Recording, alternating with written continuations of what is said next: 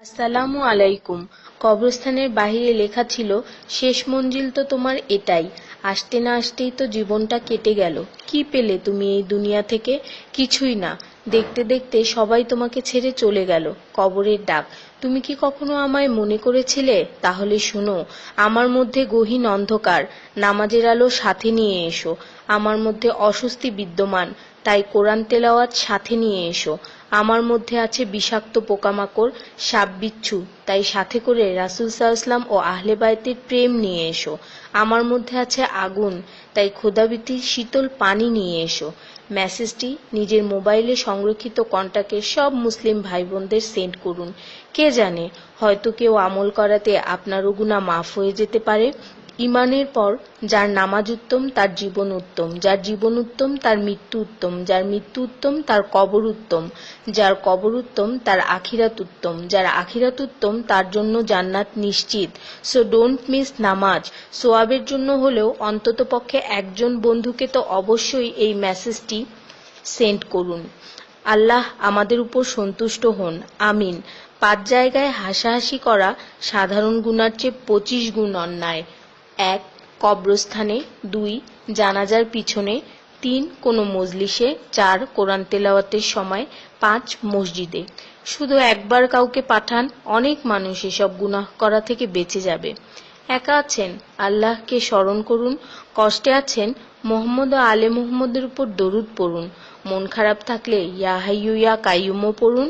টেনশনে থাকলে ইয়া রাহিমও পড়ুন। ফ্রি থাকলে মেসেজটি ফরওয়ার্ড করুন।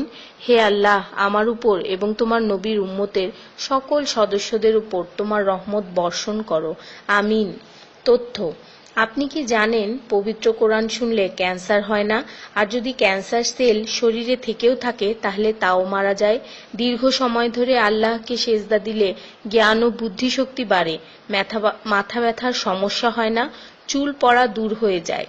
এই মেসেজটি ফরওয়ার্ড করতে শয়তান আপনাকে বাধা দিবে, কিন্তু আপনি এটা হতে দিবেন না।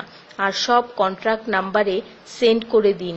কোরআন ও নবীর সুন্নত ও তার সম্মানিত সাহাবী এবং আহলে বাইতের অনুসরণ করুন। ক্যান্সার একটি ভয়ঙ্কর রোগ।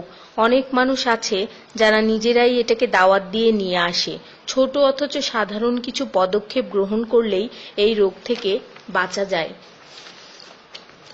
বেশিরভাগ মানুষ খাবারের পরপরই পানি পান করে নেয়।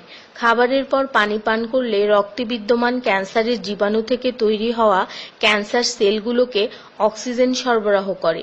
নবী পাক সাল্লাল্লাহু বলেছেন, খাবারের আগে পানি পান করা শেফা। খাবারের পরপরই পানি পান করা কলেরা রোগের কারণ, তাই সর্বোত্তম হলো খাবার শেষ করার কিছুক্ষণ পর পানি পান করা। তিনি আরো বলেছেন, 1 চিমটি লবণ খেয়ে খাবার শুরু করো আর 1 চিমটি লবণ দিয়ে খাবার শেষ করো। এ কথাগুলো তাদেরকেও জানিয়ে দিন যারা আপনার কাছে জীবনের চেয়েও প্রিয়। যদি কোনো ব্যক্তি ঘুমানোর সময় 21 বার বিসমিল্লাহির রহমানির রহিম পড়ে, আল্লাহ তখন ফেরেশতাদেরকে হুকুম দেন এই ব্যক্তির প্রতিটি নিঃশ্বাসের বদলে নেকি লেখা হোক।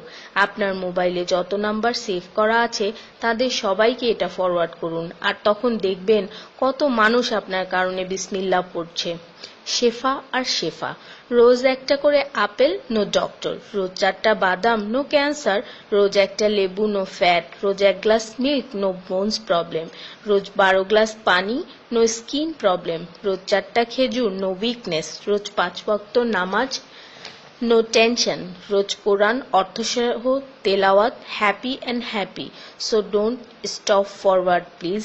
স্কিনের জন্য অজুর পানি, হার্টের জন্য কোরআন তেলাওয়াত, স্বাস্থ্যের জন্য নামাজ, আর খুশি থাকার জন্য আল্লাহর জিকির করুন। জেনে রাখবেন, ভালো কথা প্রচার করা সৎকার সমতুল্য, সাথে 30 লাখ নেকি।